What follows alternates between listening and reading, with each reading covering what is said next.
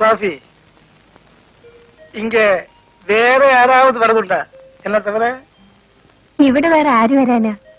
ശിവൻ വേറെ யாராவது அழைச்சிட்டு வரதுண்டான்னு? ഇല്ല മുതലാളി. இங்க வேற யாரும் வரக்கூடாது. நான் மட்டும்தான் வரலாம். நான் மட்டும். அப்படி வேற யாராவது வரக்கூடியிருந்தா அவங்க தரக்கூடிய பணத்தை உனக்கு சிவனுக்கும் தானே. ഇവിടെ ആരും വരില്ല മുതലാളി. മുതലാളി അല്ലാതെ ശിവേട്ടിന് ഇവിടെ ആരെയും പരിചയമില്ലല്ലോ. எனக்கு மட்டுமா இருக்கிற பொண்ணுதான் எனக்கு தேவை. என் அன்பா இருக்கணும், என் தேவைகள் எல்லாம் பார்க்கணும். அந்த மாதிரி ஒரு பொண்ணுதான் எனக்கு தேவை.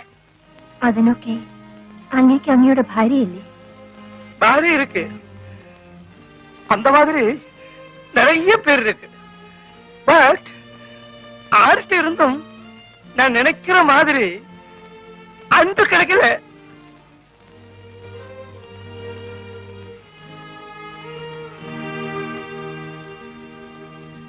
நான் பணம் நிறைய சம்பாதிச்சாச்சு.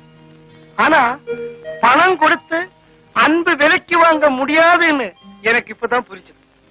அது புரியறதுக்கு இவ்வளவு நாளாச்சு. Too late.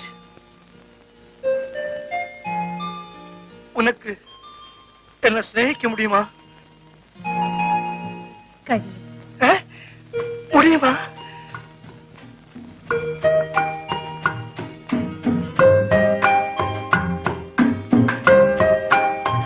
இது நான் உனக்காக கொண்டு வந்து பார்க்கும். என்ன விலை தெரியுமா? 50,000 ரூபாய். நான் உனக்கு ஏன் தலையில தெரியுமா? நீ எனக்காக மட்டும் இருக்கிறதுதான். അങ്ങ് ഇപ്പോഴും സ്നേഹം വിലയ്ക്ക് ചോദിക്കുകയാണ്.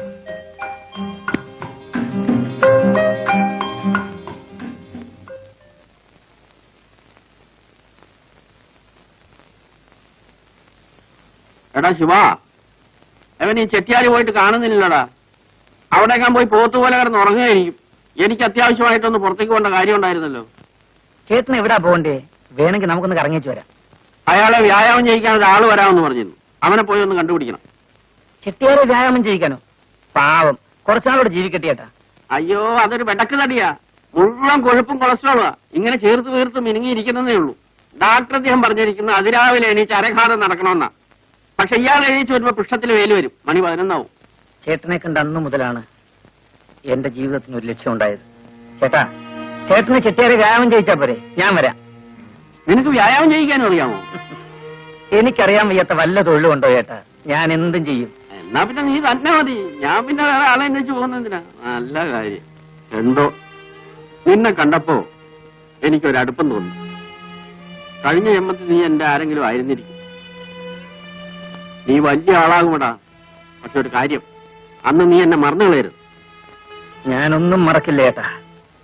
മറക്കാൻ കഴിയാത്തതാണ് എന്റെ ഏറ്റവും വലിയ ശക്തി. நீங்க எங்கேயும் போகலையா? ஐயா, வியாயாமம் கத்தி கொடுக்கறதுக்கு வேற ஆளை தேட வேண்டாம். எல்லாம் நம்ம சிவனுக்கு தெரியும். വ്യായാമം കത്തി കൊടുക്കുന്നதுக்கு தெரியுமா? വ്യായാമം അറിയാം. കത്തി കൊണ്ട് கத்தி கொடுக்கறதுன்னா படிப்பிச்சு கொடுக்கறது, சொல்லி கொடுக்கறது தெரியுமா? അതറിയാം.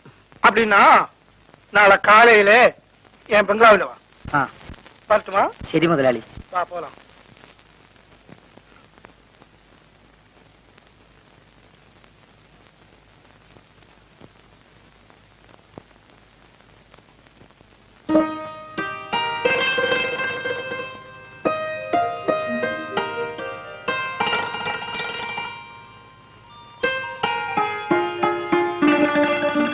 ചെട്ടിയാര് തന്നതാ. നിന്നെ എനിക്ക് കിട്ടിയത് എന്റെ ഭാഗ്യമാണ്. ഇവിടെ മറ്റാരും വരരുതെന്നാണ് ചെട്ടിയാര് പറയുന്നത്. ഞാൻ അയാളുടെ മാത്രം സ്വന്തമായിരിക്കണമെന്ന്. നീ സമ്മതിച്ചില്ലേ? സമ്മതിച്ചു. അങ്ങനെ പറയാവൂ. പക്ഷേ ഇയാളെക്കാട്ടിലും വിലയുള്ള ചിട്ടയാരെ കിട്ടിയാ നമ്മൾ അയാളെ സ്വീകരിക്കും. നമുക്ക് ജീവിക്കാനുള്ള പണമായാൽ ഈ തൊഴിൽ നിർത്തണം ശിവേട്ട. അത് ശരിയാ, ഞാനും അത് ആലോചിക്കുന്നുണ്ട്. പക്ഷേ അതെന്നാ? എന്നായാലും അന്ന് ശിവേട്ടനെ ഉപേക്ഷിക്കാതിരുന്നാ മതി. രുക്മിണി ചേച്ചിയെ ഓർക്കുമ്പോ എനിക്ക് ശിവേട്ടനെ പേടിയാ. ഇല്ല സോഫി, നിന്നെ അങ്ങനെ ഉപേക്ഷിക്കാൻ എനിക്ക് കഴിയില്ല. നീ എന്നും എന്റെ കൂടെ ഉണ്ടാവും. സത്യമാണോ ശിവേട്ട?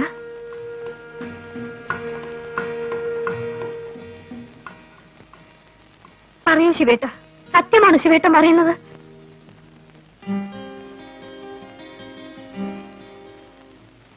നീ ഒരു മണ്ടിയാണ്. നീ എത്ര ആണുങ്ങളെ കണ്ടവളാണ്. ശിവനെ പോലെ എത്ര ശിവന്മാർ ഇനിയും ഉണ്ടാവും. ഇങ്ങനെ അതും ഓർത്തിരുന്നാൽ ജീവിക്കണ്ടേ? ഇല്ല അന്ത്രൂസ് ചേട്ടാ, പട്ടിണി കിടന്ന് ചത്താലും ഞാനിനി ആ ജോലിക്കില്ല. വെച്ച് വിളമ്പിക്കൊടുക്കാൻ എനിക്കിനി ആരുമില്ല. മാസം മാസം ഫീസ് കൊണ്ട് കൊടുക്കാൻ എനിക്ക് എന്റെ മകളുമില്ല. മാലാഖപോലത്തെ മോളായിരുന്നു.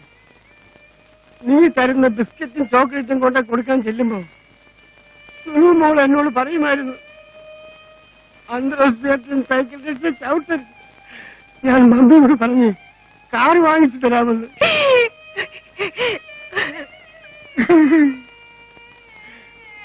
നമ്മൾ ശവിക്കപ്പെട്ടവരാണ് മോളെ.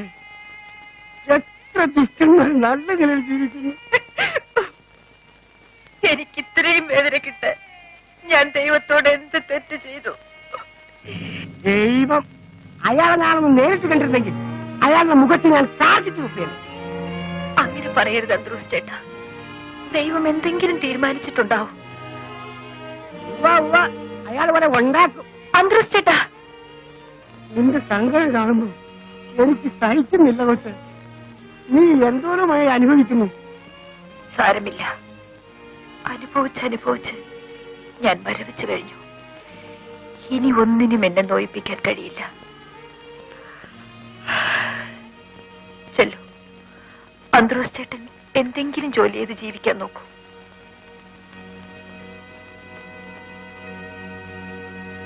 നീ ഒന്നും കഴിച്ചില്ലല്ലോ. ഞാൻ ആ നായരുടെ കടയിൽ പോയി ഒരു പൊതി ചോറ് വാങ്ങിച്ചില്ല.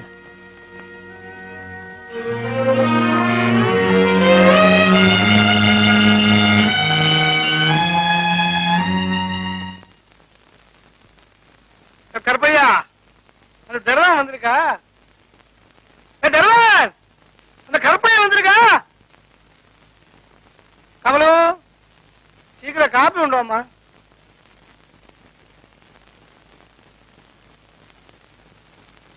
காஃபி.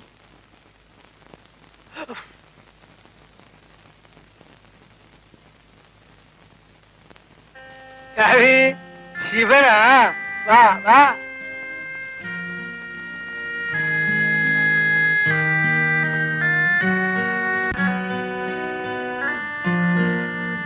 கமலு, நாளை தெரியுமா?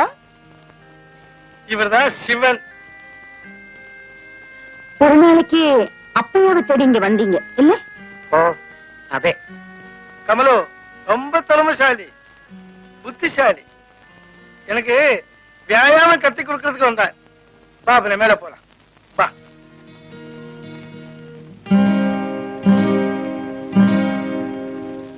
அம்மா, இந்த சிவனுக்கு ஏதாவது வேலை கிடைச்சதா? ஆயிட்டே இருக்காங்கம்மா. இந்த பையன் வியாயாமம் கத்து கொடுத்தா முதலாளி ஒரு வாரத்துக்குள்ள குதிரைக்குட்டி மாதிரி ஆயிடும்.